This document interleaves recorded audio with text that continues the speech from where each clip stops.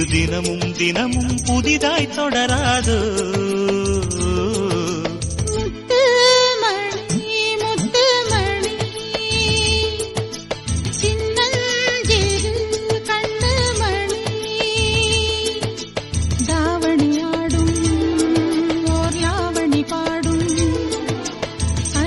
பார்க்கும்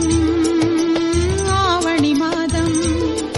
இது தினமும் தினமும் புதிதாய் தொடராதோ முத்துமணி முத்துமணி சின்னஞ்சிறு கண்ணுமணி